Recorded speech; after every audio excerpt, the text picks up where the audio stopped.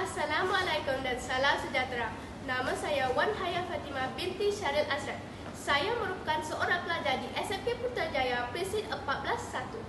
Kod sekolah saya adalah WEA 2007. Hari ini saya ingin membicarakan sebuah karya yang sangat bermakna, iaitu Tulang-Tulang Berserakan oleh sastrawan negara Usman Awang. Adakah rakan-rakan pernah mendengar tentang Usman Awang? Usman Awang ialah seorang yang gemar membaca dan mula belajar menulis ketika bertugas sebagai anggota polis di Melaka.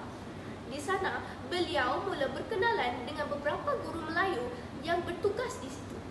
Inilah satu-satunya novel yang ditulis oleh pengarang Usman Awang sebagai penyair dan sastrawan negara yang ketiga. Saya memilih untuk membaca dan menilai tentang sebuah buku yang mempunyai nilai sejarah yang amat tinggi, terutama berkaitan dengan era insurgensi dan penentangan terhadap ideologi komunis di tanah Melayu. Walaupun telah tersemat di dalam lipatan sejarah, tetapi era ini memberi satu pengajaran yang amat bernilai dalam pembinaan negara Malaysia. Dalam buku ini, kami akan mengimbas semula pengalaman lampau Usman Awang melalui watak Leman. Seperti kata pepatah, tak kenal maka tak cinta. Marilah kita berkenalan dengan cerita yang terkandung dalam buku ini. Tulang-Tulang Berserakan mengetengahkan watak Leman yang memainkan peranan penting ketika pergelutan antara tanah Melayu dan penjajahan British menentang gerakan bersenjata oleh komunis pada tahun 1948. Pada ketika itu, Leman yang baru saja menamatkan latihan kepolisannya di Depot telah diperintahkan untuk berkhidmat di Melaka sebagai pegawai keamanan. Pada era pasca Jepun, British Military Administration BMA telah dibubarkan dan digantikan dengan angkatan baru, iaitu Malayan Union. Sebagai anggota pasukan pertama yang dilatih dengan pelbagai kemahiran serta menghafal kesemua penal code, mereka menunjukkan kecekapan dan kebijaksanaan yang jarang ditemui pada zaman sekarang. Semasa kita menelusuri setiap halaman cerita yang indah ini, kita dapat mengenali sejarah tanah air kita. Kita juga diberi peluang untuk merasai pengalaman peribadi Leman yang penuh bermakna sebagai anggota keamanan pada zaman darurat itu.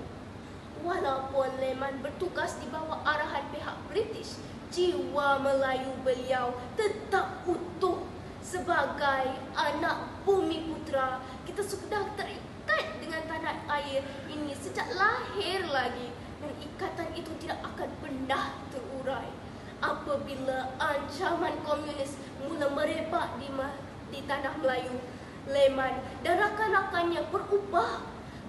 Mereka kini kelihatan seperti pasukan yang asing. Mereka digabungkan dalam satu pasukan polisi hutan yang dikenali sebagai Jungle Squad. Sepanjang era Jungle Squad ini, banyak peristiwa yang mengubah perjalanan hidup mereka.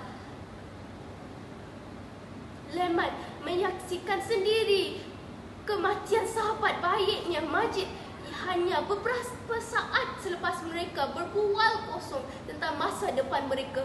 Takdir yang kita tidak ketahui, dan tidak semua orang akan sampai ke masa depan yang mereka menantikan sejak kecil lagi. Peristiwa pahit itu membuatkan Leman mula berfikir, adakah ini aku mahukan lakukan dengan hidup aku? Sepatutnya aku memburu musuh, tetapi aku juga bekerja di bawah musuh bangsaku.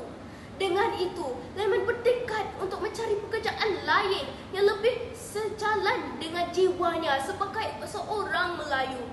Karya ini adalah sebuah autobiografi Usman Awang berdasarkan pengalaman sebenar. Semua peristiwa duka yang terjadi ini berlaku di tanah yang kita pijak setiap hari. Oleh itu, janganlah kita membiarkan karya daripada sastrawan negara kita hanya mengumpul habuk.